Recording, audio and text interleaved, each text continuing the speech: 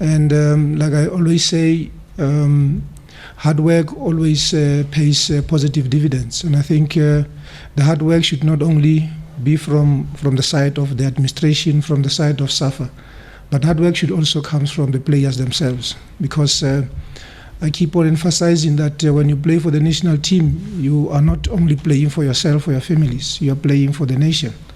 And in giving respect to the nation, you always try to give your best. And that's what we are working on in the national team, in the Bafana Bafana team. And the response has been very positive, and we are very happy, and we're looking forward to that. The lessons learned from losing against Ghana in Ghana and winning against Sudan in South Africa, those are the lessons that will help us going forward, because you always look at yourself through the mirror and look at the faces of the players after they have lost a match. What negativity comes into the team, how best we can hold hands and forge ahead. And I think that's what we got from the players when we lost against Ghana in Ghana. And when we won against Sudan, we were happy to have managed to get the 3 points, but in terms of the goal scoring opportunities and the goals that we scored, we were not happy. And we are fully aware what has to be done going forward.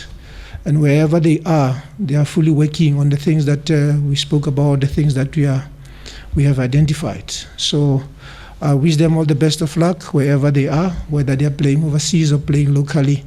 We wish them free injuries, because we need all of them for the game we are to play against Sao Tome and Ghana, and the last game will be against Sudan. You can only have the best team if you have got the best players available for selection. So from our side, we've been all over since we last played against Sudan to profile our players, to make the necessary analysis based on the opponents and their qualities. So now that we are from the World Cup draw, we know who to play. So we have already started working on the analysis, the profiling of our opponents, and the type of players that we have to use against those opponents.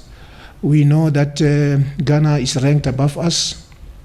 We have lost against Ghana, of which for us it was not like a very poor performance. We made mistakes that we got punished. And we feel when they come here in June, we're going to give them a good run for their money. And again, Ghana has got a new coach, Charles Akonnor. We had a chat. He's very excited. He's looking forward to the job as a coach. In terms of our African way of addressing people, he's a young coach. I hope being young, he'll get the support from the players, because the biggest challenge we have as African coaches is always get the support from our players, the respect we deserve from our players, because they're very quick to hit the ceiling with our coaches. They tend to lose respect. They tend to compare us with other people when we are Africans and we were born in this continent. So what I said to him is, if we can get the best out of your players to get respect and tactical discipline, I think you have got a very good opportunity to do well as a coach. Because when you get this position, all that you are praying for, all that you are working on is to get results. And results can always keep you in the job. If you don't get results, the other door is open. So when it comes to the draw itself, it was a very interesting atmosphere in Egypt, having the Qatar logo displayed all over, and you start thinking of yourself being in Qatar, being within the technical area, helping your team to win matches. So that excitement also, it projects inside you to say, I have to work hard. I have to put every little effort that I have in my body to make sure that we qualify. So we went to the draw expecting to pull out any of those teams that were in the top 40, any of those teams that were in the top 10. And it happened for us to pull out Ghana, of which we know Ghana. And now we have got more like a round-robin type of a fixture against Ghana. We have to play 4 matches. We have played 1 already. We are left with 3. And the 3 will always be a tough one, because you have to plan for each and every game you are to play against Ghana. And I think Ghana being ranked number 6 in Africa, we are fully aware as South Africans that for us to qualify for the World Cup, we have to beat the best. We are ranked number 13, and for us to be in the top 5, we have to beat the top 10. We have to beat the top 5 and to be in the top 5. So we are fully aware of our objective and what we want to achieve. So the first game that we have to play in the World Cup will be more of a cup final. Zimbabwe, most of their players are playing in South Africa. We know them, they know us, but we don't know the results between the two countries. But we are looking forward to get maximum points from Ghana, Zimbabwe, and Ethiopia, so that we can be in the top 10. And going into the top 10, we can pull out any of those top African countries, and we have to do our business and win the matches and get into the top 5.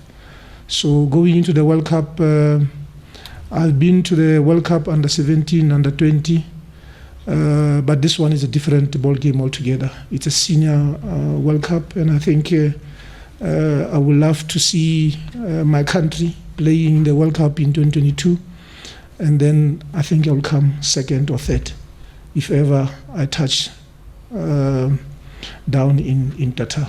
We were actually expecting those changes after I had a chat with Dr. Denis Jordan about the CAF dates and the fixtures, because we were made aware that the AFCON will be played in January. So we're expecting some changes when it comes to the fixtures. So when we were told that we are no longer playing the World Cup qualifiers during the March FIFA week, the June FIFA week, and the September FIFA week, we had to oblige. It is not much of a challenge because those fixtures were there already. It was only for us to know who are the opponents. But now that we know who are the opponents, we have already started preparing.